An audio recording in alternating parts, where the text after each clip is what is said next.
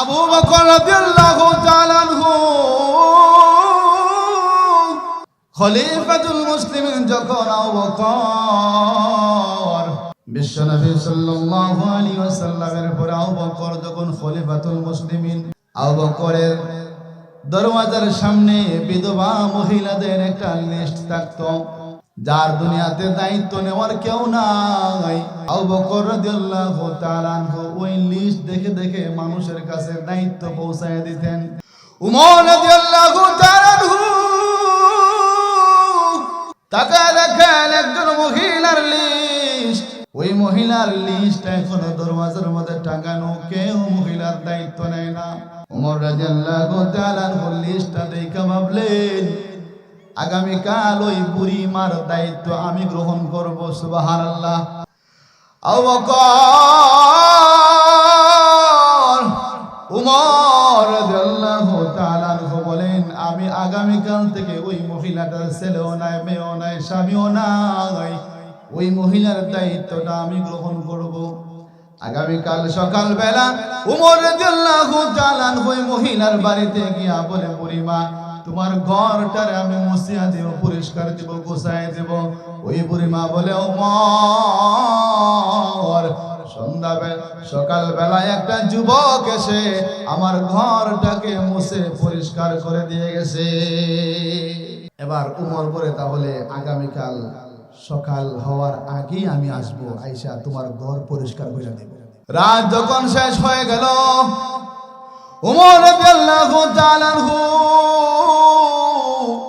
পরের দিন সকালবেলা ফজরের নামাজের পরে মহিলার ঘরের মধ্যে আসলেন। আয়েশা দেখে কে যেন আজকে ওই মহিলার ঘরটা ফজরের নামাজের আগে আগে ওই মহিলার ঘরটারে ধুইয়া মুছিয়া পরিষ্কার কইরা থালা বাসন মুছে দিয়া সুন্দরভাবে পরিপাটি করে রেখে দিয়েছে। উমর বলে, বুড়িমা গতকালকে আসলাম সকালবেলা, তোমার ঘরটা মুছা দেওয়ার জন্য সুযোগ পাইলাম না, বলছিলাম আজকে ফজরের সময় আসবো গো, ফজরের সময় এসে দেখি কে জানি তোমার ঘরটা মুছা দিয়া গেছে। বুড়িমা বলে, আমি দেখতে পাই না, চোখ আমার অন্ধ। লম্বা দাড়িওয়ালা পাগড়িওয়ালা একটা যুবক আমার ঘরটা এসে মুছা দিয়া যায়। উমর রাদিয়াল্লাহু তাআলা আনহু বলে, তাহলে দেখতে হয় কোন যুবকটা তোমার ঘরটা মুছা দেয়। এবার উমর রাদিয়াল্লাহু তাআলা আনহু রাতের আঁধারে রাস্তার মধ্যে দাঁড়ায় রয়েছে, দেখবো আজকে কোন পুরুষটা ওই বুড়িমার ঘরটা মুছা দেয়া যায়, পরিষ্কার করে দেয়া যায়, রান্না বান্না করে দেয়া যায়, কাপড় কেচে যায়, কাপড় ধৌত করে যায়। উমর রাদিয়াল্লাহু তাআলা আনহু যখন রাস্তার পাশে বসে রয়েছে, তাহাজ্জুদের সময় তাকায় দেখেন একটা যুবক, ঠকবক একটা যুবক, মাথার মধ্যে পাগড়ি, হাতের মধ্যে লাঠি, দাড়ি সাদা, সুন্দর একটা মানুষ হেঁটে হেঁটে আসতেছে। উমর রাদিয়াল্লাহু তাআলা আনহু ওই বুড়িমার ঘরের পিছনে লুকাইয়া রয়েছেন। কাছে যখন হযরত আবু বকর আসলেন, সালাম দিলেন, আসসালামু আলাইকুম ওয়া রাহমাতুল্লাহ। এবার আবু বকর রাদিয়াল্লাহু তাআলা আনহু জবাব দিলেন, ওয়া আলাইকুম আসসালাম ওয়া রাহমাতুল্লাহ। ও আবু বকর, আজকে কয়েকদিন যাবত আমি বুড়িমার ঘরটা মুছা দেওয়ার জন্য, পরিষ্কার করে দেওয়ার জন্য চেষ্টা করি, কিন্তু জানি না কে জানি প্রতিদিন ঘরটা মুছা দেয়া যায়। আজকে আমি দেখার জন্য এসেছি, রাস্তার মধ্যে দাঁড়ায় রয়েছি, কে যায়। এখন দেখে আবু বকর এই দুনিয়ার কোনো সাধারণ মানুষ না, আল্লাহর নবীর পরে যার সবচাইতে বেশি সম্মান, ওই আবু বকর রাতের আঁধারে চুপি চুপি আইসা ওই বুড়িমার ঘরটারে মুছা দেয়া যায়। জোরে বলে সুবহানাল্লাহ। قل إن صلاتي ونسكي ومحياي ومماتي لله رب العالمين.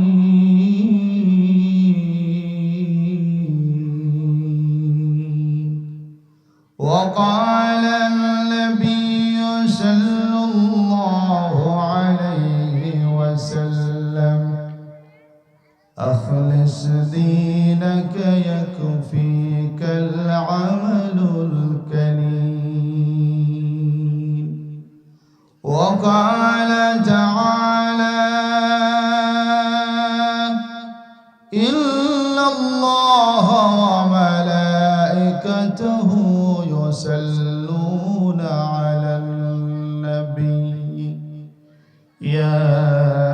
أيها الذين آمنوا صلوا عليه وسلموا تسليما صلى الله على سيدنا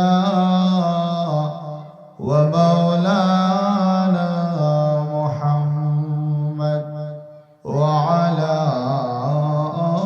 آله وأصحابه وسلم شكر بوري صلى الله على سيدنا ومولانا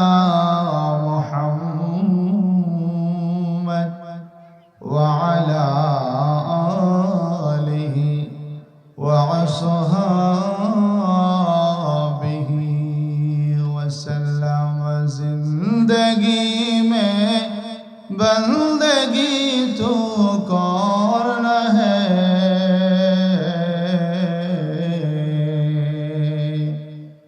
जिंदगी में बंदगी तो करना है जिंदगी बेबंदगी शर्मिंदा है जिंदगी बेबंदगी शर्मिंदा है बोलो ला इलाहा ज़ोरे ला इलाहा इल्लल्लाह ज़ोरे ला इलाहा बोलो ला इलाहा इल्लल्लाह ला इलाहा इल्लल्लाह बोलो ला इलाहा इल्लल्लाह बोलो ला इलाहा इल्लल्लाह ला इलाहा इल्लल्लाह ला इलाहा इल्लल्लाह ला इलाहा यही तो सब मुसाफिर हैं वही आखिर ठिकाना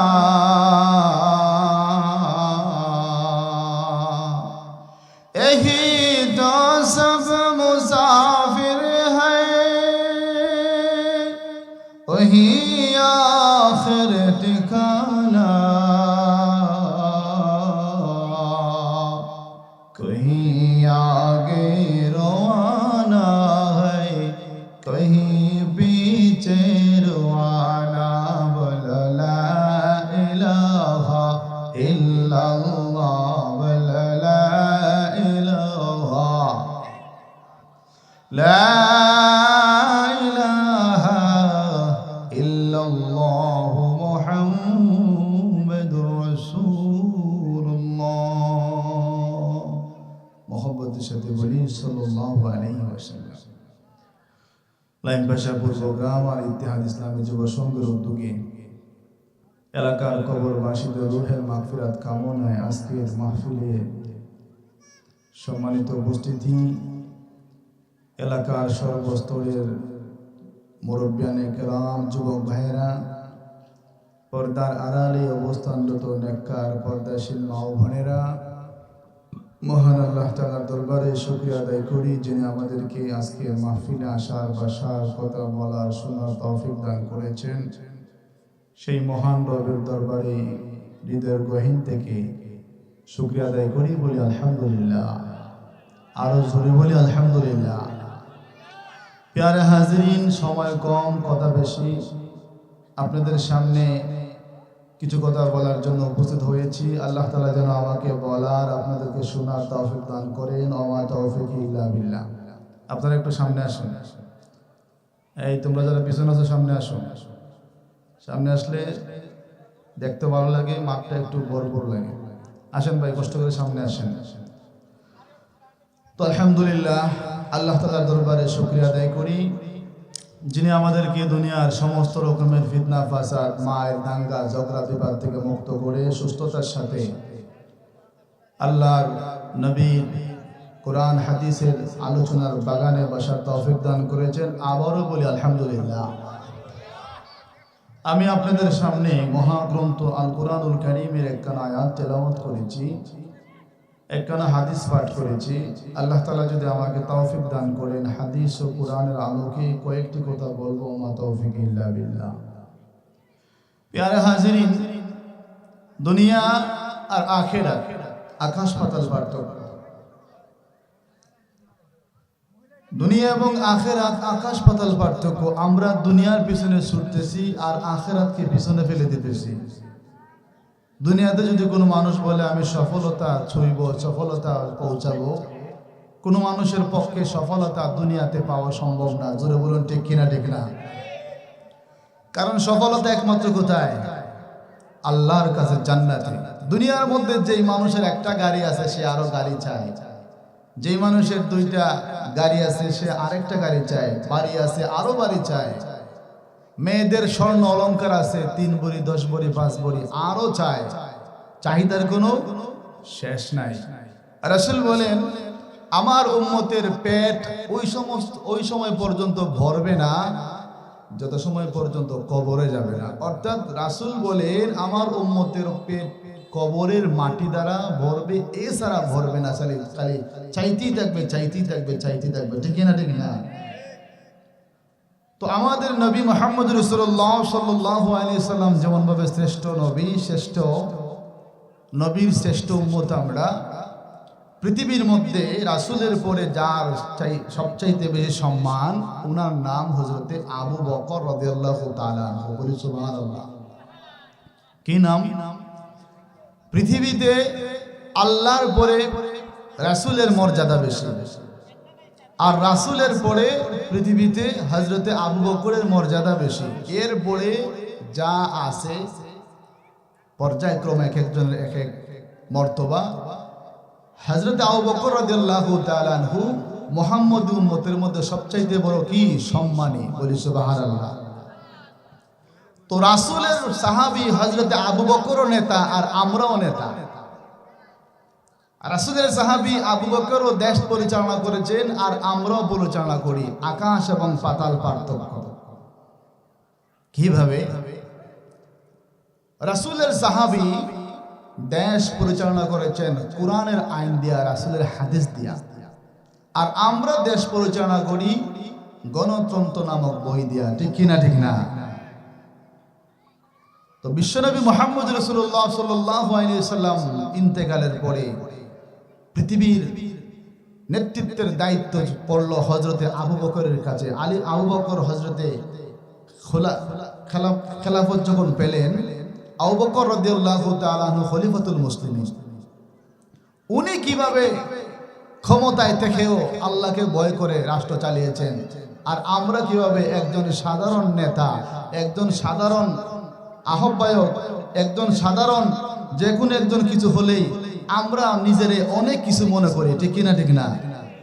অথচ বিশ্বনবী সাল্লাল্লাহু আলাইহি ওয়াসাল্লামের সাহাবী হযরত আবু বকর রাদিয়াল্লাহু তাআলা আনহু এমন ভাবে মাটির মানুষ ছিলেন, রাষ্ট্র পরিচালনা করেছেন, দৃশ্য পরিচালনা করেছেন, কিন্তু উনার ভিতরে এক টুকরো তকব্বরি অহংকার আসে নাই। বলি সুবহানাল্লাহ। বিশ্বনবী মুহাম্মদ রাসূলুল্লাহ সাল্লাল্লাহু আলাইহি ওয়াসাল্লামের সাহাবী হযরত আবু বকর রাদিয়াল্লাহু তাআলা আনহু, আবু বকর রাদিয়াল্লাহু তাআলা আনহু খলিফাতুল মুসলিমিন যখন আবু বকর, বিশ্বনবী সাল্লাল্লাহু আলাইহি ওয়াসাল্লামের পর আবু বকর যখন খলিফাতুল মুসলিমিন, আবু বকরের দরওয়াজার সামনে বিধবা মহিলাদের একটা লিস্ট থাকতো, যার দুনিয়াতে দায়িত্ব নেওয়ার কেউ নাই। আবু বকর রাদিয়াল্লাহু তাআলা আনহু ওই লিস্ট দেখে দেখে মানুষের কাছে দায়িত্ব পৌঁছায় দিতেন। উমর রাদিয়াল্লাহু তাআলা আনহু তাকায় দেখেন একজন মহিলার লিস্ট, ওই মহিলার লিস্ট এখনো দরওয়াজার মধ্যে টাঙানো, কেউ মহিলার দায়িত্ব নেয় না। ওমর রাদিয়াল্লাহু তাআলা আনহু লিস্টটা দেখে ভাবলেন আগামীকাল ওই বুড়িমার দায়িত্ব আমি গ্রহণ করব। সুবহানাল্লাহ। আবু বকর উমর রাদিয়াল্লাহু তাআলা আনহু বলেন, আমি আগামীকাল থেকে ওই মহিলাটার ছেলেও নাই, মেয়েও নাই, স্বামীও নাই, ওই মহিলার দায়িত্বটা আমি গ্রহণ করব। আগামীকাল সকালবেলা উমর রাদিয়াল্লাহু তাআলা ওই মহিলার বাড়িতে গিয়া বলে, বুড়িমা তোমার ঘরটারে আমি মুছিয়া দেব, পরিষ্কার দেব, গোছায় দেব। ওই বুড়িমা বলে, উমর সকালবেলা একটা যুবক এসে আমার ঘরটাকে মুছে পরিষ্কার করে দিয়ে গেছে। এবার উমর বলে, তাহলে আগামীকাল সকাল হওয়ার আগেই আমি আসবো, আইসা তোমার ঘর পরিষ্কার করে দেব। রাত যখন শেষ হয়ে গেল, উমর রাদিয়াল্লাহু তাআলা আনহু পরের দিন সকালবেলা ফজরের নামাজের পরপরই মহিলার ঘরের মধ্যে আসলেন। আয়েশা দেখে কে যেন আজকে ওই মহিলার ঘরটা ফজরের নামাজের আগে আগে ওই মহিলার ঘরটারে ধুইয়া মুছিয়া পরিষ্কার কইরা থালা বাসন মুছে দিয়া সুন্দরভাবে পরিপাটি করে রেখে দিয়েছে। উমর বলে, বুড়িমা গতকালকে আসলাম সকালবেলা, তোমার ঘরটা মুছা দেওয়ার জন্য সুযোগ পাইলাম না, বলছিলাম আজকে ফজরের সময় আসবো গো, ফজরের সময় এসে দেখি কে জানি তোমার ঘরটা মুছা দেয়া গেছে। বুড়িমা বলে, আমি দেখতে পাই না, চোখ আমার অন্ধ। লম্বা দাড়িওয়ালা পাগড়িওয়ালা একটা যুবক আমার ঘরটা এসে মুছা দেয়া যায়। উমর রাদিয়াল্লাহু তাআলা আনহু বলে, তাহলে দেখতে হয় কোন যুবকটা তোমার ঘরটা মুছা দেয়। এবার উমর রাদিয়াল্লাহু তাআলা আনহু রাতের আঁধারে রাস্তার মধ্যে দাঁড়ায় রয়েছে, দেখবো আজকে কোন পুরুষটা ওই বুড়িমার ঘরটা মুছা দেয়া যায়, পরিষ্কার করে দেয়া যায়, রান্না বান্না করে দেয়া যায়, কাপড় কেচে যায়, কাপড় ধৌত করে যায়। উমর রাদিয়াল্লাহু তাআলা আনহু যখন রাস্তার পাশে বসে রয়েছে, তাহাজ্জুদের সময় তাকায় দেখেন একটা যুবক, ঠকবক একটা যুবক, মাথার মধ্যে পাগড়ি, হাতের মধ্যে লাঠি, দাড়ি সাদা, সুন্দর একটা মানুষ হেঁটে হেঁটে আসতেছে। উমর রাদিয়াল্লাহু তাআলা আনহু ওই বুড়িমার ঘরের পিছনে লুকাইয়া রয়েছেন। কাছে যখন হযরত আবু বকর আসলেন, সালাম দিলেন, আসসালামু আলাইকুম ওয়া রাহমাতুল্লাহ। এবার আবু বকর রাদিয়াল্লাহু তাআলা আনহু জবাব দিলেন, ওয়া আলাইকুম আসসালাম ওয়া রাহমাতুল্লাহ। ও আবু বকর, আজকে কয়েকদিন যাবত আমি বুড়িমার ঘরটা মুছা দেওয়ার জন্য, পরিষ্কার করে দেওয়ার জন্য চেষ্টা করি, কিন্তু জানি না কে জানি প্রতিদিন ঘরটা মুছা দেয়া যায়। আজকে আমি দেখার জন্য এসেছি, রাস্তার মধ্যে দাঁড়ায় রয়েছি, কে যায়। এখন দেখে আবু বকর এই দুনিয়ার কোনো সাধারণ মানুষ না, আল্লাহর নবীর পরে যার সবচাইতে বেশি সম্মান, ওই আবু বকর রাতের আঁধারে চুপি চুপি আইসা ওই বুড়িমার ঘরটারে মুছা দেয়া যায়। জোরে বলে সুবহানাল্লাহ। বুঝছেন বিষয়টা? খলিফাতুল মুসলিমিন আবু বকর কিন্তু তখনও ক্ষমতার মধ্যে। কিয়ের মধ্যে? ক্ষমতার মধ্যে। আবু বকর চাইলে 10টা খামলা লোক পাঠাইতে পারতেন, 10টা কর্মচারী পাঠাইতে পারতেন। পারতেন কিনা? পারতেন না। কিন্তু না, আবু বকর রাদিয়াল্লাহু তাআলা নিজের হাত দিয়া ওই বুড়িমার ঘরটা মুছা দেয়, পরিষ্কার কইরা দেয়। জোরে বলে সুবহানাল্লাহ। আরো জোরে বলে সুবহানাল্লাহ। আর আমাদের দেশের একটা সেক্রেটারি, একটা সাধারণ সম্পাদক হইলে জুতার আওয়াজে রাস্তায় যে হাঁটে, নবাবী চলার কারণে তার দ্বারের কাছে যাওয়া যায় না। ঠিক কিনা? ঠিক না? জোরে বলেন ঠিক কিনা? ঠিক না? এবার উমর রাদিয়াল্লাহু তাআলা আনহু তাকায় দেখেন, মক্কার মধ্যে ছোট ছোট পাথর, ছোট ছোট বালিকণা, ছোট ছোট কংকরের মধ্যে আবু বকরের পায়ের মধ্যে জুতা নাই। একজন খলিফাতুল মুসলিমিন, খলিফাতুল মুসলিম আবু বকর চাইলে কয়েক জোড়া জুতা কিনতে পারে। আজকে আমাদের দেশের একজন এমপি যদি একবার ফাঁস করতে পারে, তার 14 গোষ্ঠী আর কোনো মানুষের কাজ করা লাগে না। ঠিক কিনা? ঠিক না? শুধু এমপি নয়, শুধু এমপি নয়, সাধারণ একজন মেম্বার যদি কোনোদিন হইতে পারে, সরকারের মার খাইয়া প্রতিবন্ধীর মাল খাইয়া, ল্যাংড়া লোলার মাল খাইয়া, এতিমের মাল খাইয়া মেম্বার, চেয়ারম্যান, এমপি পেটটারে মোটা করে আর জীবনেও তার কোনোদিন কাজ করা লাগে না। ঠিক কিনা? ঠিক না? এবার উমর রাদিয়াল্লাহু তাআলা আনহু বলেন, ও ভাই আবু বকর, খলিফাতুল মুসলিমিন আপনি, আল্লাহর উপরে নবীর পরে আপনার সম্মান সবচেয়ে বেশি গো। আপনি চাইলে তো জুতা কিনতে পারেন, আপনি কোনো জুতা পাইয়ে দেন না। আবু বকর কি জবাব দেয়? ওইখান থেকে আমাদের শিক্ষা গ্রহণ করতে হবে। আবু বকর বলে, ভাই উমর, আমি যদি জুতা লাগাইয়া মক্কার অলিতে গলিতে হাঁটাহাঁটি করি, রাতের বেলা যখন মানুষেরা ঘুমায় যাবে,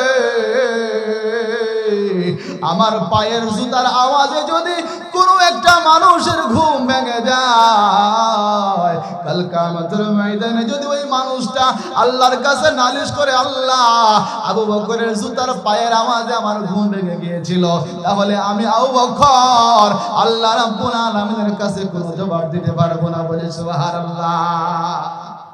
আরো জোরে বলে সুবহানাল্লাহ। আবু বকর রাদিয়াল্লাহু তাআলা কি বলেন যে আমি যদি জুতা লাগাইয়া হাঁটি আর পায়ের আওয়াজ, আগে তো খরম লাগাইতো মানুষে, আমাদের মতো প্লাস্টিকের জুতা ছিল না, ঠিক কিনা? ঠিক না? চামড়া জুতা ছিল না, মানুষে খরম লাগাইতো।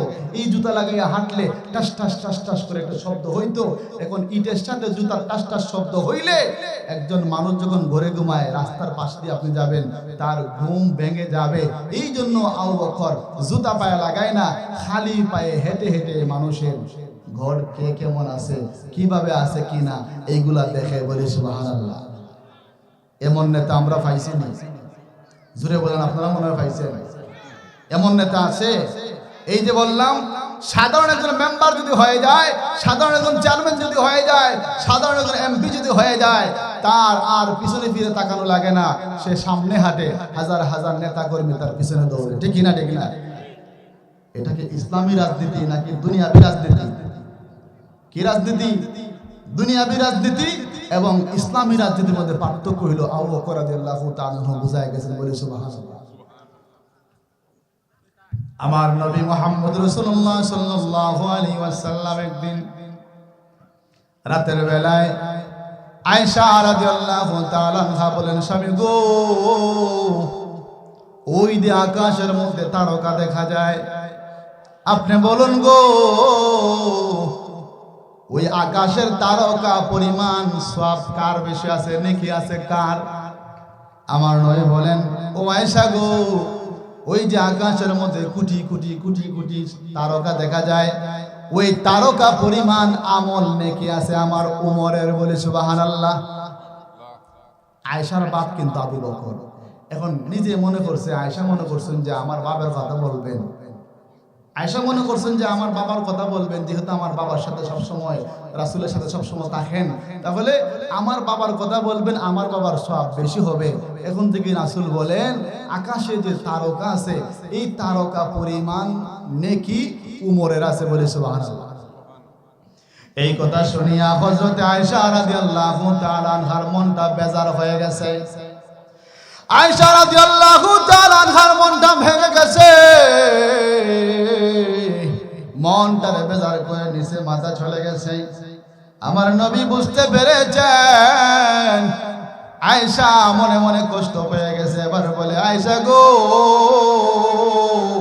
কষ্ট পাওয়ার কোনো কারণ নাই গো আয়েশা। ও আয়েশা, গোটা পৃথিবীর মানুষেরা যত ইবাদত করেছে, কিয়ামত পর্যন্ত যত ইবাদত করবে, কিয়ামত পর্যন্ত যত কোরআন তেলাওয়াত করবে, কিয়ামত পর্যন্ত যত নফল নামাজ পড়বে, কিয়ামত পর্যন্ত যত তাসবিহ তাহলিল পড়বে, ও আয়েশা, কিয়ামত পর্যন্ত যত মানুষের যত ইবাদত করবে গো, সবার চাইতে আমলের দিক দিয়া, নেকির দিক দিয়া আমার উমরের পাল্লা ভারী হবে। দুনিয়ার মধ্যে, হ্যাঁ এখান থেকে সরো, এই কথা বলছেন, এখান থেকে সরো, বারবার এখানে ডিস্টার্ব। আয়েশা রাদিয়াল্লাহু তাআলা আনহার মনটা খুশি হয়ে গেছে। বলে সুবহানাল্লাহ। আয়েশার কি হয়েছে? মনটা খুশি হয়ে গেছে। রাসূল বলেন, আয়েশা, তোমার বাবার সম্মান এতটুকু, পৃথিবীর মধ্যে যত মানুষ আসবে যাবে, কোনোদিন যতই ইবাদত করে না কেন আবু বকরের মতো ইবাদত গুজার আর কেউ হতে পারবে না। বলে সুবহানাল্লাহ।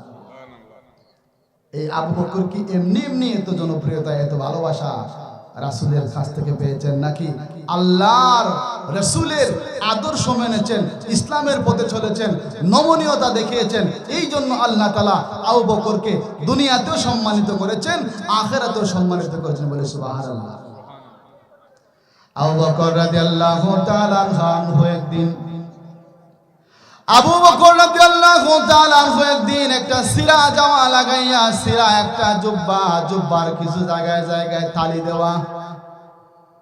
আমরা তো এখন কত সুন্দর পোশাক লাগাই, লম্বা লম্বা জুব্বা লাগাই, সুন্দর সুন্দর টুপি লাগাই, চামড়ার জুতা লাগাই। নবীর সাহাবী আবু বকর আল্লাহর রাস্তায় সব কিছু দান করে দিলেন।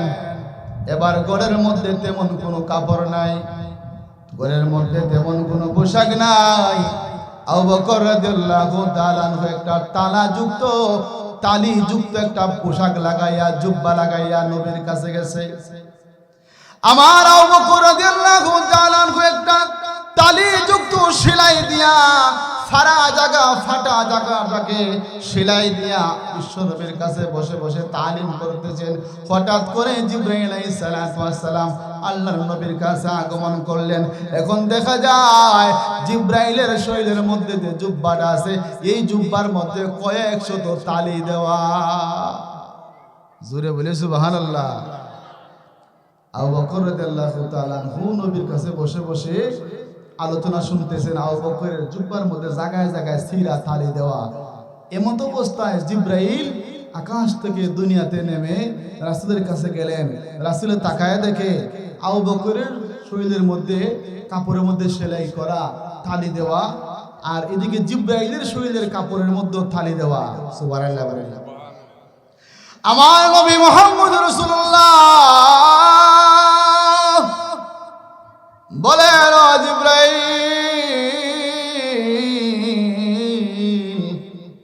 আজকে কি আল্লাহর কাছে কাপড়ের শর্ট পড়ছে?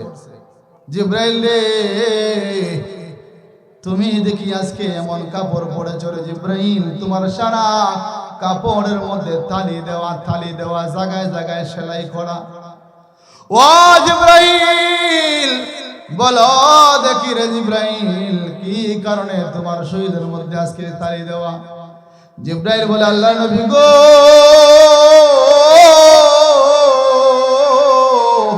ও প্যারা নবী, আপনার সাহাবী আবু বকরের দিকে তাকায় দেখুন গো, আজকে আবু বকর রাদিয়াল্লাহু তাআলা আনহুর জুব্বার মধ্যে কয়েকটা তালি দেওয়া। ও দয়াল নবী রাহমাতুল লিল আলামিন শুনেন,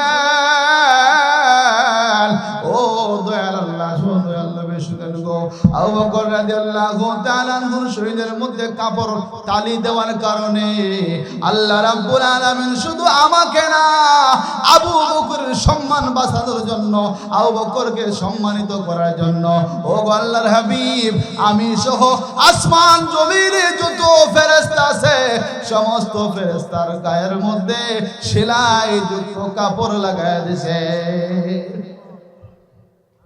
আর আসতে বলি সুবহানাল্লাহ।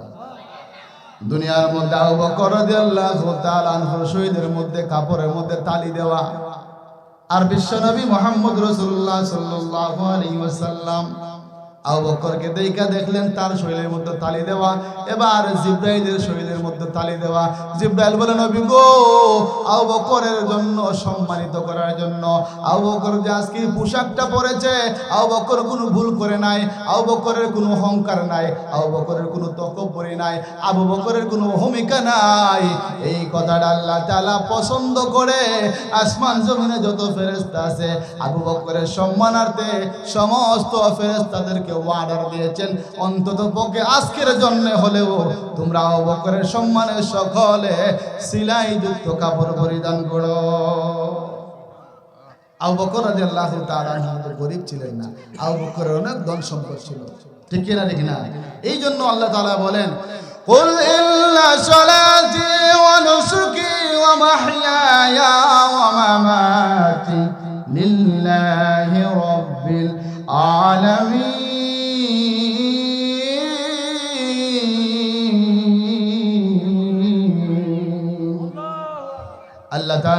ও আমার বান্দারা, তোমার নামাজ, তোমার কোরবানি, তোমার জীবন, তোমার মরণ সব কিছু কার জন্য? জোরে বলে সব কিছু কার জন্য? আমার নামাজ, আমার রোজা, আমার জিন্দেগি, আমার বন্দেগি সব কিছু একমাত্র আল্লাহ তাআলার জন্য। এই জন্য আল্লাহ তাআলা বলেন, কুল ইন্না সালাতি ওয়া নুসুকি ওয়া মাহইয়ায়া ওয়া মামাতি লিল্লাহি রাব্বিল আলামিন।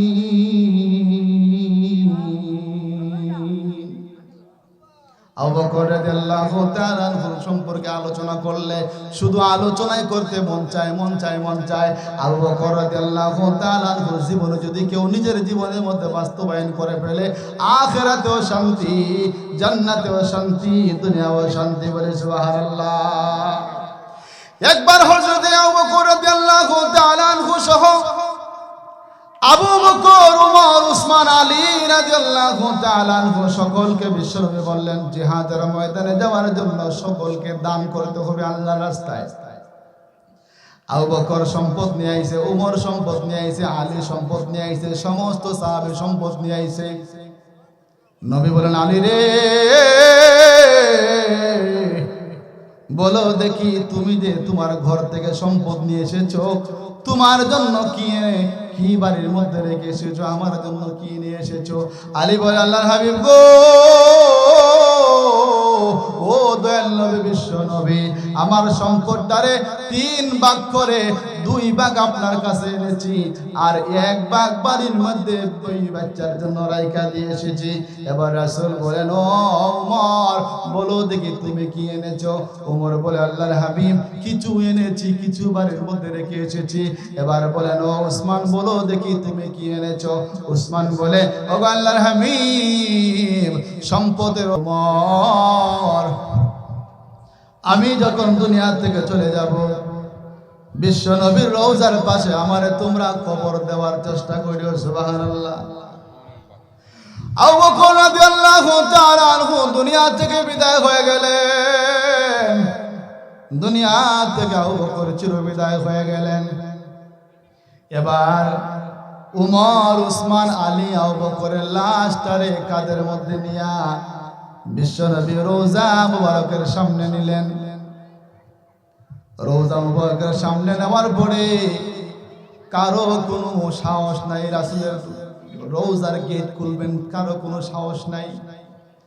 রাসূলের রওজার সামনে হযরত আবু বকরের লাশটারে খাটিয়ার মধ্যে রেখে দিয়া উমর রাদিয়াল্লাহু তাআলা ঘোষণা করে দিলেন, নবী গো, আপনি দুনিয়ার মধ্যে যারে সবচেয়ে বেশি মহব্বত করতেন, সে দুনিয়া থেকে বিদায় হয়ে গেছে। আবু বকর রাদিয়াল্লাহু তাআলা এমন মহব্বত করতেন নবীকে, আবু বকর সব সময় বলতেন, রাসূল যেদিন মারা গেছে ওই দিন যেন আমার মরণ হয়।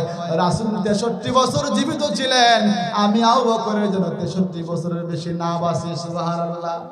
ঠিক দেখা গেল আবু বকরের বয়স যখন 63 বছর হলো, আবু বকর রাদিয়াল্লাহু তাআলা 63 বছর বয়সে রাসূল সোমবারে দুনিয়া থেকে বিদায় হয়ে গেছেন। 63 বছর রাসূলের ছিল, আবু বকরের 63 বছর। সোমবারে রাসূল দুনিয়া থেকে বিদায় হয়ে গেছেন, আবু বকর রোজ সোমবারে দুনিয়া থেকে বিদায় হয়ে গেছে। কত বড় মহব্বত থাকলে, কত বড় মহব্বত থাকলে, আশিক থাকলে, পাগল থাকলে বলা হয় যে রাসূল যেদিন মারা গেছেন ওই দিন যেন আমার মরণ হয়। রাসূল 63 বছর বেঁচে ছিলেন, আমি যেন 64 বছর বাঁচি না, আমি যেন 65 বছর বাঁচি না। রাসূল যতদিন বেঁচে ছিলেন ততদিন দিনই যেন আমি বাঁচতে পারি। বলে সুবহানাল্লাহ। এটা আবু বকরের কথা। এবার আবু বকরের লাশ নিয়ে যখন রাসূলের রওজার সামনে দাঁড়ায় গেল, কেউ কোনো কথা বলে না। উমর রাদিয়াল্লাহু তাআলা হোটাইকা বলেন, নবী গো, আপনার আবু বকর দুনিয়া থেকে বিদায় হয়ে গেছে গো নবী, আপনার রওজার পাশে আবু বকর শুইতে চায়, ঘুমাইতে চায়, ও নবী আপনি অনুমতি দিবেননি। এই কথা বলার সাথে সাথে সাহাবায়ে কেরাম লক্ষ্য কইরা দেখলেন আবু বকরের ওই কথা, উমরের ওই কথা বলার সাথে সাথে বিশ্বনবী রাহমাতুল লিল আলামিনের রওজা পাকের গেটটা টাস টাস করে অটোমেটিক খুলে গেছে। আর জোরে বলে সুবহানাল্লাহ। আবু বকর রাদিয়াল্লাহু তাআলা আনহু রওজার সামনে রাখার পরে অটোমেটিক দরওয়াজাটা খুলে গেছে। এতে আল্লাহ রাসূলের সম্মতি আছে বোঝাইছে, ঠিক কিনা ঠিক না? আল্লাহ রাসূলের যে সম্মতি আছে, আমার বন্ধু আমার আবু বকর আমার পাশে শুইবে, আমার পাশে থাকবে, আর কোনো প্রমাণ লাগেনি। তাহলে আমরা যদি আবু বকরের মহব্বতের মতো রাসূলকে মহব্বত করতে পারি, তাহলে আমাদেরও রওজা হবে রাসূলের কবরের পাশে, না হলেও আমরা জান্নাতের মধ্যে রাসূলের পাশে থাকবো। বলে সুবহানাল্লাহ। আরো জোরে বলে সুবহানাল্লাহ। এই জন্য বিশ্বনবী মুহাম্মদ রাসূলুল্লাহ সাল্লাল্লাহু আলাইহি ওয়াসাল্লাম আবু বকরকে বেশি মহব্বত করতেন। একদিন আবু বকর রাদিয়াল্লাহু তাআলা আনহু রাস্তা দিয়ে হেঁটে হেঁটে যাচ্ছেন, হঠাৎ করে দুইজন ইহুদি বলতেছে যে মুহাম্মদ ফকির, মুহাম্মদের আল্লাহ ফকির। বলি নাউজুবিল্লাহ। আবু বকর কিন্তু নরম মানুষ। কি মানুষ? খুব নরম মানুষ। দুনিয়ার মধ্যে রাসূলের পরে কোনো নরম মানুষ থাকলে আবু বকর, আর কোনো গরম মানুষ থাকলে উমর।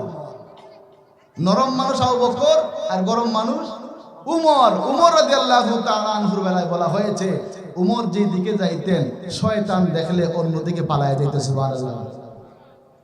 একবার এক মদকুর মদের বোতল ব্যাগের মধ্যে নিয়া এই পাশে রাস্তা দিয়ে আইতেছে, প্রতিমধ্যে রাস্তার মধ্যে উমর সাথে দেখা। সুবহানাল্লাহ। যেখানে গেলে বাঘের ভয়, সেখানে গেলে রাইত হয়। এখন ওই লোকটা ব্যাগের ভিতরে তো মদের বোতল, পিছনে রাইখা উমর রাদিয়াল্লাহু তাআলা আনহু বলে, কিরে চান্দু, কোথায় গেছিলা? তোমার ব্যাগের মধ্যে কি? কয়, খলিফাতুল মুসলিমের উমর, আমার ব্যাগের মধ্যে দুধ।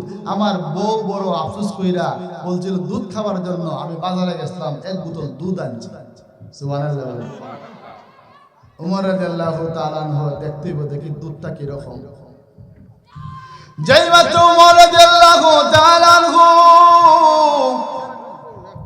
দুধের কথা বলার সাথে সাথে দুধটাকে দেখতে যখন উমর ব্যাগের মধ্যে হাত দিবেন, এমন অবস্থায় ওই লোকটা আল্লাহ রাব্বুল আলামিনের কাছে দিলের কানেকশন লাগাই দিয়েছে। সুবহানাল্লাহ বলি, আর জোরে বলি সুবহানাল্লাহ।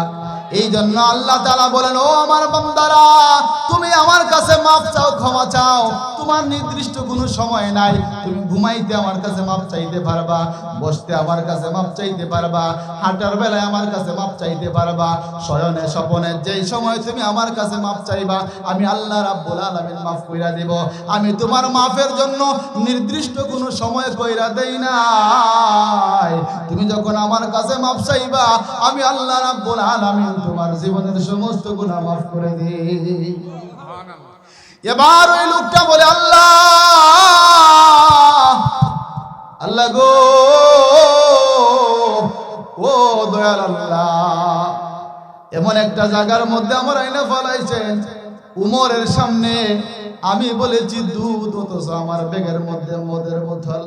উমর রাদিয়াল্লাহু তাআলা আনহুর সামনে লোকটা কাঁপতে কাঁপতে মনে মনে আল্লাহর কাছে তাওবা করেছে, ওগো আল্লাহ, আজকের পরে যদি আপনি আজকে যদি আমারে উমরের হাত থেকে রক্ষা করেন, আমি তওবা করলাম, আর মদ খাবো দূরের কথা, মদ যেদিকে আছে ওই দিকে জীবনে যাব না।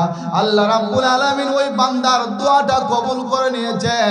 এবার উমর রাদিয়াল্লাহু তাআলা আনহু ব্যাগের মধ্যে হাত দিয়ে দেখেন, যেই লোকটা বলেছিল দুধের কথা, পরিপূর্ণ এক বোতল মদ দুধে পরিপূর্ণ হয়ে গেছে। এক বোতল মদ দুধে পরিপূর্ণ করে দিছে কে? জোরে বলি কে? ও মুসলমানেরা, এখনো যদি আমরা খাঁটি তাওবা করি, আমাদের জীবনের গুনাহ মাফ করে দিবেন কে? আল্লাহর কাছে কোনো কিছুর অভাব আসেনি? অভাব নাই। আল্লাহ অসীম, আল্লাহর কাছে কোনো কিছুর অভাব নাই। আমরা আল্লাহর কাছে না চাইয়া শাহজালাল বাবার কাছে চাই, ঠিক কিনা ঠিক না? আমরা আল্লাহর কাছে না চাইয়া ল্যাংটা বাবার কাছে যাই, ঠিক কিনা ঠিক না? এমনও মহিলা আছে, শাহজালাল আমার বাড়িতে সিলেটে আমরা মাঝে মাঝে দেখতাম, এমনও মহিলা আছে শাহজালালের মাজারের ধুলা বালি নেয়া পেটের মধ্যে মাখায়, নাউজুবিল্লাহ বলে। নাউজুবিল্লাহ বলে জুড়ে জুড়ে।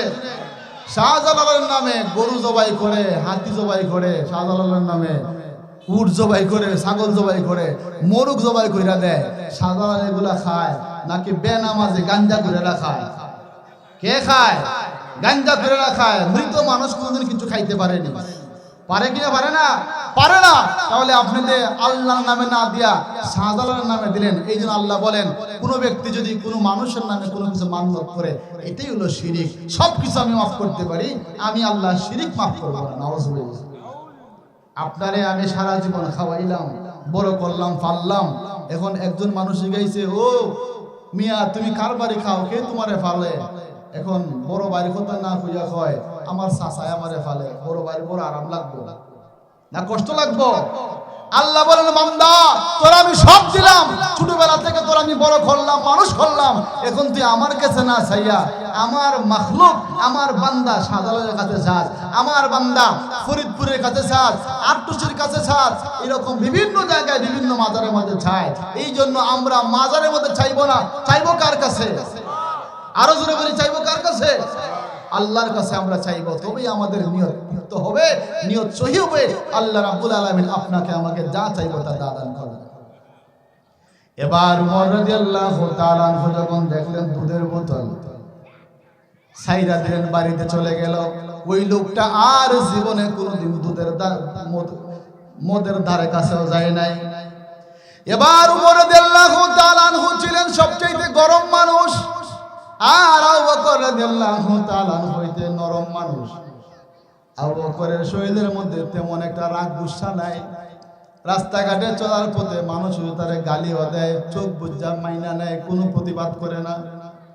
রাস্তা দিয়া যখন যায়, ইহুদিরা বলতেছে মোহাম্মদ ফকির, মোহাম্মদের আল্লাহ ফকির। নাউজুবিল্লাহ। এই কথা বলার সাথে সাথে ওমর রাদিয়াল্লাহু তাআলা আনহুর শরীরের মধ্যে রক্ত গরম হয়ে গেছে। আমার নবী ফকির না, আমার নবী মিসকিন না, আমার নবী রাহমাতুল লিল আলামিন। এই কথা বলে ওই দুইটা ইহুদির গালের মধ্যে ঠাস ঠাস করে থাপ্পড় মেরে দিয়েছে। ওই দুইটা ইহুদি কাঁদো কাঁদো কণ্ঠে রাসূলের কাছে এসে বিচার দিছে, আল্লাহ নবী গো, ও মুহাম্মদ, তোমার উম্মত, তোমার বন্ধু আবু বকর আমদারে মারছে। রাসূল তো বিশ্বাস করে না, কয় আবু বকর মারবে বিশ্বাস হয় না, উমরের কথা বললে বিশ্বাস করতাম। সুবহানাল্লাহ। উমরের কথা বললে কি করতাম? বিশ্বাস করতাম। এবার আবু বকর রাদিয়াল্লাহু তাআলা আনহুকে রাসূল জিজ্ঞাসা করলো, আবু বকর সত্যি কি তুমি তাদেরকে মেরেছো? আবু বকর বলে, নবী গো, আমারে গালি গালাজ করলে আমার গায়ের মধ্যে লাগে না, আমার বাবারে গালি গালাজ করলে আমার গায়ের মধ্যে লাগে না, আমার মারে গালি গালাজ করলে আমার গায়ের মধ্যে লাগে না। ও গো দয়াল নবী, আপনারে গালি গালাজ করলে আমার শরীর বরদাস্ত করে না। ও মুসলমানেরা, আবু বকর রাদিয়াল্লাহু তাআলা আনহু নরম সাহাবী হওয়ার পরেও যখন আল্লাহ রাসূল এবং আল্লাহকে ফকির বললে, ব্যঙ্গাত্মক কটূক্তি করলো, আবু বকরের শরীরে রক্তটা ফিঙ্কি দিয়ে উঠলো, প্রতিশোধ নিল। ঠিক কিনা? ঠিক না? ও বাংলাদেশের মুসলমানেরা, আমরা বলতে চাই, আপনি আমার মাকে জিজ্ঞেস করেন, বাবাকে গালি দেন, ভাইকে গালি দেন, বংশ নিয়ে গালি দেন, আমরা আপনাকে মাফ করে দিব, কোনো প্রতিবাদ করব না। কিন্তু আমার আল্লাহকে নিয়ে কটূক্তি করলে, আমার নবীকে নিয়ে কটূক্তি করলে, আমার কোরআনকে নিয়ে কটূক্তি করলে, আমার ইসলামকে নিয়ে কটূক্তি করলে, আমি যত নিরিবিলি হই, আমি যত শান্তশিষ্ট হই, আমার রাসূলকে কটূক্তি করলে, আল্লাহকে কটূক্তি করলে, মুসলমানের রক্ত থেমে থাকতে পারে না, সাগরের গর্জনের মতো প্রতিবাদ করার জন্য দাঁড়িয়ে যায়। ঠিক না?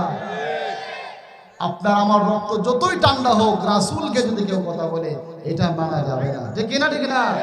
আপনার বাবাকে কেউ কথা বলেছে, গালি দিয়েছে, মীমাংসা করা যায়। মারে গালি দিয়েছে, মীমাংসা করা যায়। আপনার পরিবারের কাউকে গালি দিয়েছে, মীমাংসা করা যায়। কিন্তু আল্লাহ রাসূলকে গালি দিলে, আল্লাহকে গালি দিলে কোনো আপোষ নাই, ডাইরেক্ট জায়গার মধ্যে প্রতিবাদ করতে হবে। মুসলমানের বাচ্চা হলে প্রতিবাদ করবা। ঠিক না? ঠিক না?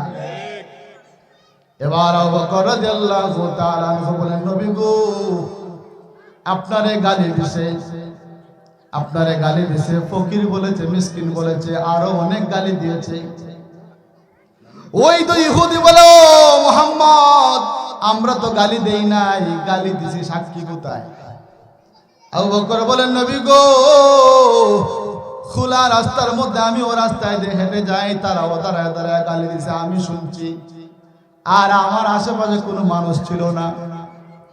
ও দয়াল নবী, আমার সাক্ষী দুনিয়ার কেউ না, আমার সাক্ষী হলো মহান আল্লাহ তাআলা।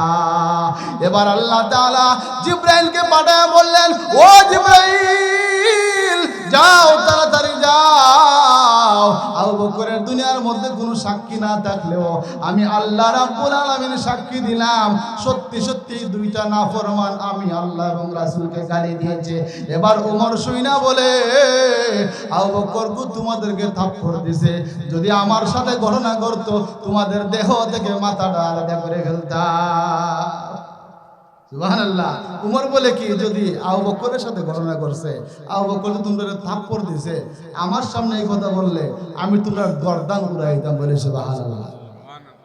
এই জন্য আমার জীবন, আমার মরণ, আমার সবকিছু কার জন্য?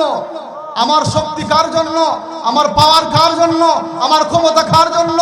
আমার অহংকার কার জন্য? দুনিয়ার কোনো মানুষের জন্য না, আল্লাহ রাব্বুল আলামিনের জন্য। ঠিক না, ঠিক না? আপনি যখন দুনিয়া থেকে নমনীয় ভাবে বিদায় হয়ে যাবেন, আপনি জান্নাতে যেতে দেরি হবে না, মরতে দেরি হবে, জান্নাতে যেতে দেরি হবে না, বলে সুবহানাল্লাহ। বিশ্বনবী মুহাম্মদ রাসূলুল্লাহ সাল্লাল্লাহু আলাইহি ওয়াসাল্লাম মসজিদের নববীর মধ্যে বসছেন, হঠাৎ করে একজন সাহাবী ওই দিকে ঢুকতেছে। আমার নবী বলেন, এই মুহূর্তে ওই দরওয়াজা দিয়ে যে ঢুকবে সে জান্নাতি। সুবহানাল্লাহ। এবার সাহাবায়ে কেরাম তাকায় দেখলো কে ঢুকে, দেখি তাকায় দেখে আনসার একজন সাহাবী ওই দরওয়াজায় দিয়ে ঢুকছে। এর কয়েকদিন পরে আরেকদিন নবী বলেন, আজকে এই দরওয়াজা দিয়ে যে ঢুকবে সে জান্নাতি। সাহাবীদের কৌতূহল বেড়ে গেল, দেখবো আজকে ওই দরওয়াজা দিয়ে কে ঢুকে। দেখা যায় প্রথম দিন যেই লোকটা ঢুকেছিল, আজকে এই লোকটা ঢুকেছে। তৃতীয় দিন নবী বলেন, আজকে ওই দিকে যে ঢুকবে, ওইখানে যে বসবে সে জান্নাতি। সাহাবীর কৌতূহল বেড়ে গেল। 3 দিন 3টা দরওয়াজা দিয়া রাসূল বললেন যে ঢুকবে জান্নাতি। আজকে দেখা যায় 3 দিন একই মানুষ, 3 জন মানুষ না। দেখতে হবে আমাদের চাইতে কোন ইবাদত করে, কোন এমন আমল করে যা আমলের কারণে আল্লাহ তাআলা তার জান্নাতের মধ্যে, দুনিয়ার মধ্যে জান্নাতের সার্টিফিকেট দিয়া দিয়েছে। ওই সাহাবীর বাড়ির মধ্যে চলে গেলেন। যে সাহাবীটা জান্নাতের সুসংবাদ পাইছে, আনসার সাহাবীর বাড়ির মধ্যে চলে গেলেন। ইয়া বলেন, ভাই আমার বাড়িতে একটু সমস্যা, আপনার বাড়িতে 2-3 দিন মেহমানদারি করতে চাই। ওই লোকটা বলে, 1-2 দিন সমস্যা না, আপনার যতদিন মন চায় আমার বাড়িতে মেহমানদারি করেন। সুবহানাল্লাহ বলে। সাহাবীর কাছে গেছে মেহমানদারি করার জন্য। প্রকৃতপক্ষে মেহমানদারি করতে গেছে নাকি ওই সাহাবী কোন ইবাদত করে ওইটা দেখতে গেছে? ইবাদত করে দেখতে গেছে। আর ওই সাহাবী কি বলতেছে যে, ভাই 1 দিন 2 দিন না, আপনি যতদিন মন চায় আপনি আমার বাড়িতে থাকেন, বলে সুবহানাল্লাহ। আর আমাদের সমাজের মধ্যে বাড়ির মধ্যে যদি মেহমান আসে, তাহলে বোর নাকটা কপালে উঠে যায়। ঠিক কিনা, ঠিক না? এমন নারী আসেনি, আপন ভাই, আপন বোন তার ভাইয়ের বাড়িতে আসতেছে, তার বাবার ভিটায় আসতেছে, তার জন্মে ভিটার মধ্যে আসতেছে, ভাবির নাক ফুল্লা কলা গাছ। এই মহিলা তার বোন কদিন পরপরই বাপের বাড়ি চলে আসে, নাউজুবিল্লাহ মিন যালিক। আচ্ছা বলেন তো, বোন যদি ভাইয়ের বাড়িতে না আসে কোথায় যাবে? কোথায় যাবে? কারণ দুনিয়ার মধ্যে বাবার পরে বোনের কোনো আশ্রয়স্থান থাকলে স্বামীর পরে ভাই। ঠিক কিনা, ঠিক না? চাচাও ভুলে যায়, মামাও ভুলে যায়, ভাতিজাও ভুলে যায়। যখন বোনের কোনো বিপদ হয়, বোন ভাইকে ছাড়া কাউরে আর দেখে না।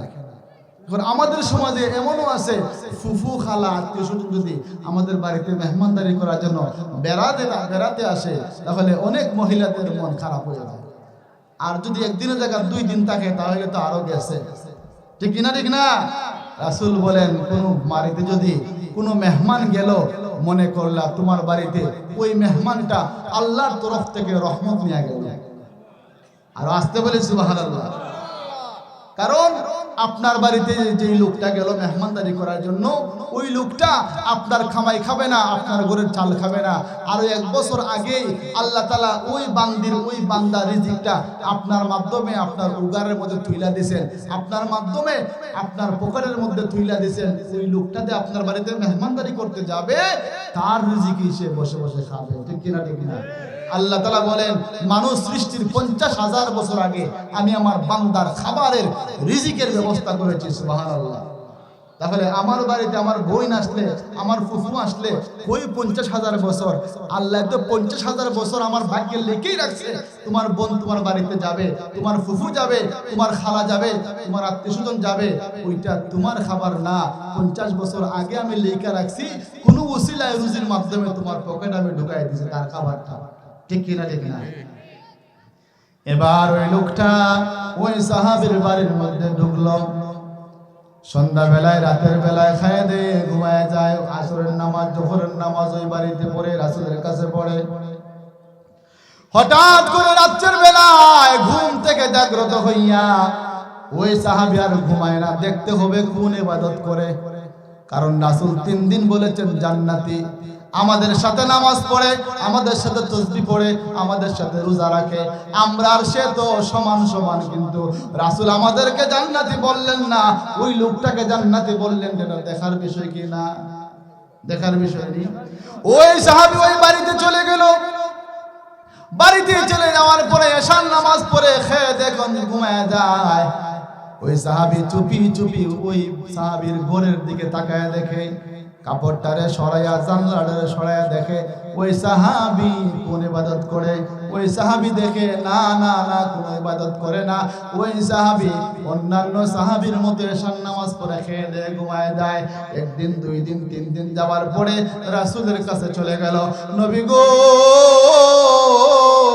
ও নবী, আপনার কাছে একটা অভিযোগ নিয়ে এসেছি। সুবহানাল্লাহ। অভিযোগটা কেন? আমি এক বাড়িতে কাজ করতে গেছি, আপনার রোজও 500 টাকা, আমার রোজও 500 টাকা, আপনার আমি সমান কাজই করি, কিন্তু বেটায় দেখা যায় আমার দেয় 500 আর তারা দেয় 600। এটা আমার কাছে একটা খটকা লাগবে কিনা? সমানভাবে কাজ করতেছি, আমার দেয় 500 আর তারা দেয় কত? 600। তাহলে ওই বেটারের দিকে এবার আমার ইচ্ছা নেই যে আমরা তো সমানভাবে কাজ করি, কাজের বেলায় সমান, কিন্তু আপনি তারা দেন 600, আমার দেন 500। এটা জিজ্ঞাসার বিষয় না। সাহাবীর মনের মধ্যে কথোপকথন শুরু হয়ে গেছে। আমি আর ওই সাহাবী 3 দিন পর্যন্ত তার বাড়ির মধ্যে থাকলাম, নতুন কোন ইবাদত না। আমার মতো 5 ওয়াক্ত নামাজ পড়ে, আমার মতো তাসবিহ পড়ে, আমার মতো জিকির করে, আমার মতো রোজা রাখে। তাহলে সে যদি জান্নাতি হয়, আমিও তো জান্নাতি হওয়ার কথা। আল্লাহ রাসূল কি আমাদের উপর বিচার করছেন নাকি? নবী গো, বলেন দেখি গো নবী, কোন মনে ইবাদতের কারণে তারে আপনি জান্নাতি বললেন? এবার ওই লোকটাকে বলেন, ও সাহাবী, তোমার জবান দেয়া তুমি উত্তরটা দেয়া দাও।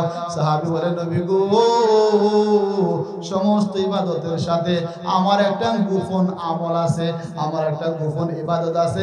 এই গোপন ইবাদতটা হাত দিয়া করতে হয় না, পাও দিয়া করতে হয় না, চক্ষু দিয়া করতে হয় না, ঘরের বাহিরে যাইতে হয় না, কোনো জায়গায় কোনো অনুষ্ঠান করা লাগে না।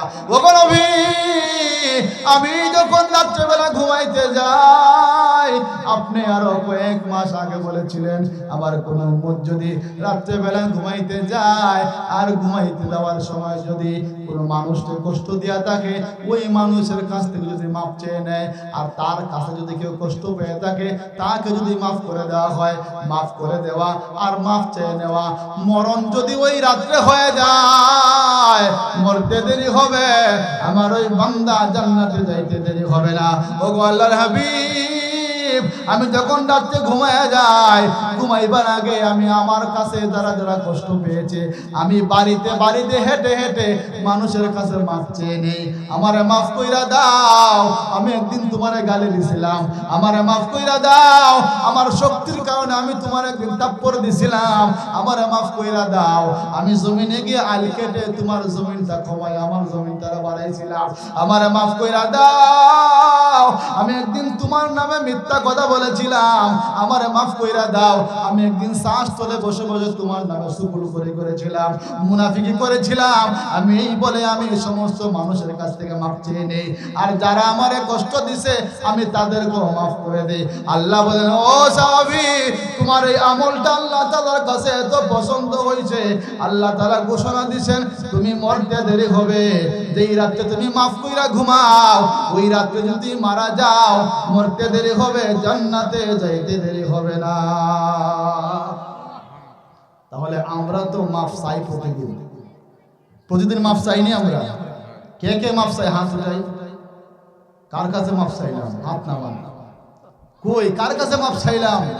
3 বছর আগে ঝগড়া করছিলাম পাশের বাড়ির একজনের সাথে, এখনো তারে দেখলে নাক চিক্কাই, থু ফালাই, ঠিক না ঠিক না? 10 বছর আগে একজনের সাথে আমার মামলা ছিল, মামলা মিটে গেছে, এখনো মনের ভিতরে জ্বালা রয়েছে, ঠিক না ঠিক না? শুনেন মুসলমান, আজকে আপনি নামাজ পড়তে পড়তে কপালের মধ্যে দাগ ফেলে দিয়েছেন, আপনি নামাজ পড়তে পড়তে হাজি সাহেব হয়ে গেছেন, হজ করতে করতে হাজি সাহেব হয়ে গেছেন। অতীতের পাপের যদি আপনি ক্ষমা না চান, আল্লাহ আপনাকে মাফ দিবে না। হকল ইবাদ, যদি কোনো মানুষের হক নষ্ট করে থাকেন, কোনো মানুষের জবরদস্তি করে টাকা নিয়ে থাকেন, ওই টাকা তাকে ফেরত দিতে হবে, তার কাছে মাফ চাইতে হবে, তবেই আল্লাহ তাআলা আপনাকে মাফ দিবেন, ঠিক কিনা ঠিক না? আমাদের সমাজের মধ্যে একটা সিস্টেম আছে, 2 পাইটে মারামারি করে কিনা করে না? 2 পাইটে যখন মারামারি করে, একজনে বাড়ি মাইরা আরেকজনে মাইরা ফেলাইছে। এখন একজনের ভাই তারে হত্যা করছে, খুন করছে। ইনসাফ হইল, কোরআনের আইন হইল, যে যাকে মারছে তারই শাস্তি হবে, তারই ফাঁসি হবে, ঠিক কিনা ঠিক না? জানের বদলে জান নেওয়া হবে। এখন দেখা যায় একজন মানুষ হত্যা করার কারণে পুরা গোষ্ঠীরে, সারা গোষ্ঠীরে মামলা দিয়া জেল খাটায়, ঠিক কিনা ঠিক না? এমনও আছে যাদেরকে পাওয়া যায় না, মাইরে গেছে না, খাদ্য মজ্জা করছে না, তাদেরকে কি বলে, 1 লক্ষ টাকা দাও, তোমার নাম মামলায় দিব না। 20,000 টাকা দাও, তোমার নাম মামলায় দিব না। 10,000 টাকা দাও, তোমার নাম মামলায় দিব না। যদি টাকা না দেস তাহলে ওই যে মার্ডার হয়েছে, মার্ডার কেসের মধ্যে ঢুকাই দেবে। এরকম আছে কিনা নাই? রাসূল সাল্লাল্লাহু আলাইহি ওয়াসাল্লাম বলেন, শুধু নামাজ পড়ে তুমি জান্নাত পেতে পারবে না। তুমি যদি কোনো মানুষের কাছ থেকে টাকা নিয়ে থাকো, জোর জবরদস্তি করে হোক, চুরি করে হোক, ডাকাতি করে হোক, যেভাবেই হোক, মামলায় হোক, হামলায় হোক, তুমি তার কাছে মাফ না চাইলে, নামাজ পড়তে পড়তে কপালে কালো দাগ পড়ে গেছে, তোমরা একটা কাজ করবা, আমারে জ্বালায়া ছাই কইরা একটা অংশ ফালাই দিবা নদীতে, আর একটা অংশ বাসায় দিবা আকাশে বাতাসে, আর একটা অংশ মাটির সাথে মিশাই দিবা, তাহলে আল্লাহ আমারে আর খুঁজে পাবে না, বিচার করবে না। নাউজুবিল্লাহ, জোরে বলি নাউজুবিল্লাহ। এবার ওই লোকটা যখন মারা গেল, দুনিয়া থেকে যখন বিদায় হয়ে গেল, সন্তানেরা তারে গোসল করাইয়া, আতর মাখাইয়া, আগুন দিয়া জ্বালাইয়া, লাকড়ি দিয়া পোড়াইয়া, আংটা করে, এমন আংটা করেছে আর কোনো অস্তিত্ব খুঁজে পাওয়া যায় না। ওই লোকটার ছাই বানাইয়া সাগরের মধ্যে ভাসায় দিল, বাতাসের মধ্যে উড়ায় দিল, আর মাটির মধ্যে মিশায় দিল। এবার ওই লোকটা তো দুনিয়ার মধ্যে কোনো অস্তিত্ব নাই। আল্লাহ তাআলা রাসূলকে জানায় দিয়েছেন বনি ইসরাইলের লোকের কথা। রাসূল বলেন, বনি ইসরাইলের একটা লোক ওই কাজকর্ম করার পরে তার সন্তানদেরকে বলে দেওয়ার পরে সন্তানরা সব কিছু করছে, এবার আল্লাহর সামনে হাজির হয়েছে। আল্লাহ বলেন, বান্দা বলো দেখি তুমি কেন এই কাজ করলা, কেন তোমার সন্তানদেরকে অনুমতি দিয়াইলা? বলে, আল্লাহ গো, এমন ইবাদত করছি গো আল্লাহ, দুনিয়াতে আপনার সামনে দাঁড়াইবার কোন ইবাদত করছি না।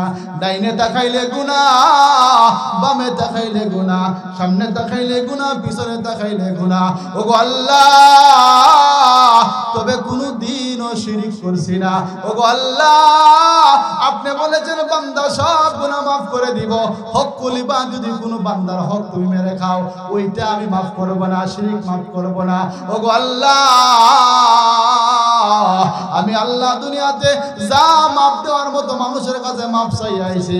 ওগো আল্লাহ, শিরক তো আপনি মাফ করবেন না, এই জন্য আমি আমার সন্তানদেরকে জ্বালাইবার কথা বলেছি, যাতে করে আপনি আমারে বিচার করতে না পারেন। আমি আপনারা ভয় পেয়েছি।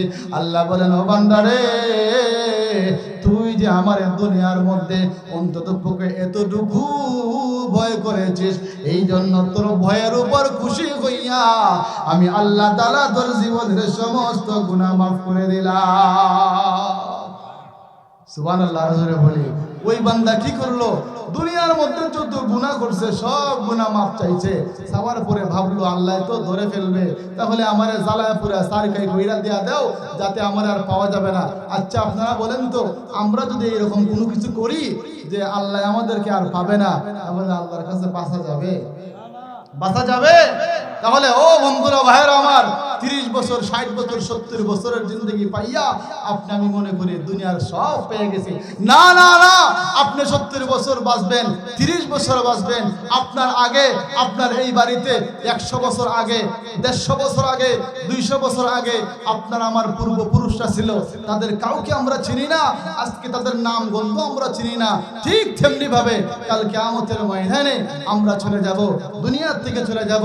100 বছর 150 বছর পরে আপনাকে আমাকে কেউ আর খুঁজে পাবে না। ঠিক কিনা? ঠিক না?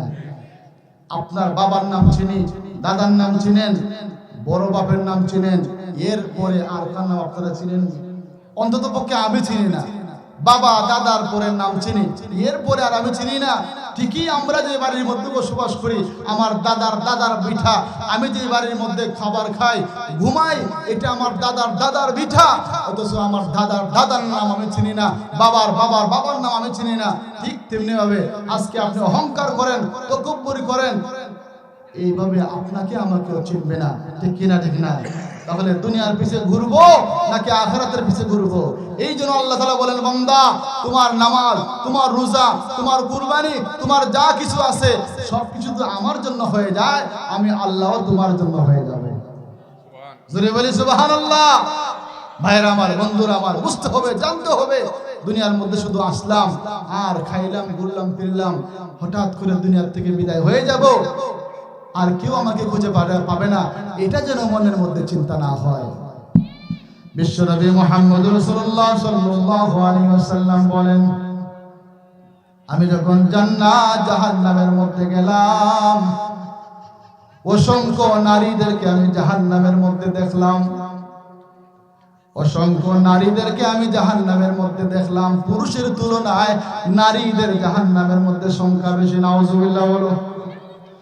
রাসূল বলেন, ও জিবরাইল, ওই দেখো অসংখ্য নারী একটা রক্তের সাগরের মধ্যে হাবুডুবু খায়, তাদের অপরাধ কি, তাদের গুনাহ কি? সাহাবী জিবরাইল শোনার পরে আল্লাহ রাসূলকে বললেন, গো আল্লাহর রাসূল, ওই সমস্ত নারীরা বেফানা বেগানা হয়ে রাস্তার মধ্যে ঘোরাফেরা করতো, পর পুরুষের সাথে কথা বলতো, পর পুরুষের সাথে কথা বলতো, রাস্তাঘাটে কাপড় দিত না, আজান শুনলো কাপড় দিত না, যেভাবে মন চায় সেভাবে চলতো। রাসূল তাকায় দেখলেন বিশাল বড় বড় পাখি ওই মহিলাদের মাথার মগজ টুকরাইয়া টুকরাইয়া খাইতেছে। বললেন, ও জিবরাইল, এই সমস্ত মহিলার মাথার মধ্যে বিশাল বড় বড় পাখিরা আসে, তার মাথার মগজ টুকরায় টুকরায় খায়, তাদের কোন অপরাধ? বলে, ও আল্লাহর রাসূল, এই সমস্ত মহিলারা মাথার মধ্যে কাপড় দিত না। মাথার মধ্যে কি দিত না? স্বাভাবিক একটা আমল। আমাদের সমাজের নারীরা অনেকে আছে মাথার মধ্যে কাপড় নাই, গলার মধ্যে উন্না ঝুলায় রাখে। ঠিক না? ঠিক না? রাসূল সাল্লাল্লাহু আলাইহি ওয়াসাল্লাম বলেন, আমি জাহান্নামের আরেকটা জায়গায় গেলাম, গিয়া দেখলাম বিশাল বড় বড় মটকার মতো বড় বড় মানুষেরা, বিশাল বড় বড় মানুষেরা যেমন ভাবে কাঁচের বোতলের মধ্যে আমরা ছোটবেলায় মাছ মারা যাইতাম, শিঙের পোনা, মাগুরের পোনা কাঁচের বোতলের মধ্যে পানি দিয়া রাখতাম, এভাবে বোতলের মধ্যে মাছ দৌড়াদৌড়ি করতো, দেখা যাইতে সুন্দর লাগতো। রাসূল বলেন, ও জিবরাইল, দেখা যায় বিশাল বড় বড় পেটওয়ালা, বিশাল বড় বড় ডামওয়ালা, বিশাল বড় বড় পেট, তাদের পেটের মধ্যে যেভাবে মাগুর মাছে কাঁচের বোতলের মধ্যে দেখা যায় দৌড়াদৌড়ি করে, ওই সমস্ত মানুষের পেটের মধ্যে বিশাল বড় বড় সাপ বিচ্ছু দৌড়াদৌড়ি করে। নাউজুবিল্লাহ। আরো জোরে বলি নাউজুবিল্লাহ। ও জিবরাইল, বলো দেখি তাদের অপরাধ কি, তাদের গুনাহ কি? জিবরাইল রে, বলো দেখি তাদের অপরাধ কি? জিবরাইল বলে, আল্লাহর রাসূল, ওই সমস্ত উম্মতরা হইল নাফরমান, তারা দুনিয়ার মধ্যে হারাম খাইতো। কি খাইতো? ও আল্লাহ রাসূল, তারা দুনিয়ার মধ্যে অন্যর সম্পদ লুট করত, মিথ্যা কথা বলে অন্যর সম্পদ নিজের নামে জায়গা দলিল কইরা ফেলাইতো। ও আল্লাহর হাবিব, শক্তি হাসিল বংশ নিয়া, ইষ্টি গুরু নিয়া মানুষের জবরদস্তি কইরা জায়গা দখল করত। ও আল্লাহর হাবিব, ওই সমস্ত মানুষেরা দুনিয়ার মধ্যে হারাম খাইতো, সুদ খাইতো। রাসূল তাকায় তাকায় দেখলেন একটা বোতলের মধ্যে মাছ ছেড়ে দিলে যেমন ভাবে মাছটা বাইর হওয়ার জন্য চটপট করে, এইভাবে বিশাল বড় বড় অজগর সাপ, বিশাল বড় বড় বিচ্ছুরা ওই লোকটার পেটের মধ্যে কামড় দিয়া পেটটাকে ফেরে ভিতর থেকে বেরিয়ে আবার অটোমেটিক আবার ভিতরে ঢুকে যায়, আবার তারে কামড়ায়। এভাবে এমন কামড় দেয়, এমন চিৎকার দেয়। রাসূল বলেন, দুনিয়াতে যদি ওই বান্দার চিৎকারের আওয়াজটা ছেড়ে দেওয়া হইতো, মানুষেরা ওই আওয়াজের কারণে কান হাটকাল হয়ে যাইত। হাটকান বুঝলেননি? আমাদের দেশে বলে হাটকাল, কানে শুনে না। আপনারা কি বলেন? রাসূল বলেন, যদি তাদের আযাব যখন হয়, তারা যখন চিৎকার দেয়, ওই চিৎকারের আওয়াজটা যদি দুনিয়ার মধ্যে দেওয়া হইতো, তাহলে কি হইতো? তাদের আওয়াজের কারণে মানুষেরা কান বন্ধ হয়ে যাইতো, কান ফেটে যেত। বলি নাউজুবিল্লাহ। তাহলে দুনিয়ার মধ্যে যা মন চায় তা খাইতে পারবো, যা মন চায় খাইতে পারবো। রাসূল সাল্লাল্লাহু আলাইহি ওয়াসাল্লাম বলেন, আমি আরেকটা জায়গার মধ্যে গেলাম, দেখলাম অসংখ্য জাহান্নামী, অসংখ্য জাহান্নামী, বিশাল বড় বড় জাহান্নামী। এই সমস্ত জাহান্নামীদের মুখটাকে দুইজন ফেরেশতারা এইভাবে নিচের মুখে দিয়ে হাত দিয়া, উপরে হাত দিয়া, বিশাল বড় হাঁ করাইয়া, ও আমার বন্ধুরা গো, ও আমার ভাইয়েরা গো, এই সমস্ত বান্দাদেরকে, ওই সমস্ত মানুষদেরকে সীসা ঢেলে ঢেলে তাদের মুখের মধ্যে দিতেছে। রাসূল বলেন, ও জিবরাইল, ও জিবরাইল, বিশাল বড় বড় মানুষ, বিশাল বড় বড় ডাম, গরম তেল, গরম সীসা তাদের মুখের মধ্যে ঢেলে দেওয়া হচ্ছে। ও জিবরাইল, তারা কোন ইবাদত করত, তারা কোন গুনাহ করত? জিবরাইল বলে, আল্লাহর হাবিব, তারা রমজান মাসে রোজা রাখতো না, স্বামী স্ত্রী মিলে ভাত খাইতো। নাউজুবিল্লাহ। এরকম আছে কিনা? নাই। স্বামীও রোজা রাখে না, স্ত্রীও রোজা রাখে না, বউ রোজা রাখে না, জামাইও রোজা রাখে না। এরকম আছে কিনা? নাই। রাসূল বলেন, আমি তাকায় দেখলাম ওই সমস্ত মানুষদের মুখে ফেরেশতারা এভাবে ধরে ধরে হা করে, বিশাল বড় বড় ডাম, রাস্তায় যে কাজ করা হয় পিছের কাজ, গালা বলে না, গালা, গরম গালা পায়ের মধ্যে লাগলে টুসা উঠে যায়। অথচ রাসূল বলেন, এর চাইতে জ্বলতে জ্বলতে জ্বলতে জ্বলতে পুরাইতে পুরাইতে কালো থেকে লাল করা হবে, লাল থেকে কালো করা হবে, ওই সমস্ত বিশাল বড় বড় ডাম তার মুখের মধ্যে ঢেলে দেওয়া হবে। কেন দিবে? রোজা না রাখার কারণে। বলে নাউজুবিল্লাহ। এই কথা কেন বললাম? সামনে আমাদের রোজা। ভাইয়েরা আমার, বন্ধুরা আমার, আমরা যেন আগামী রমজান মুবারকের 30টা রোজা রাখতে পারি। আপনার ইবাদত, আপনার নামাজ, আপনার জীবন, আপনার মরণ সব কিছু জন্য আল্লাহ রাব্বুল আলামিনের জন্য হয়। আল্লাহ তাআলা আপনাকে আমাকে এই কথার উপর আমল করার তৌফিক দান করুন। সকলে বলি আমিন। আসসালামু আলাইকুম ওয়া রাহমাতুল্লাহ।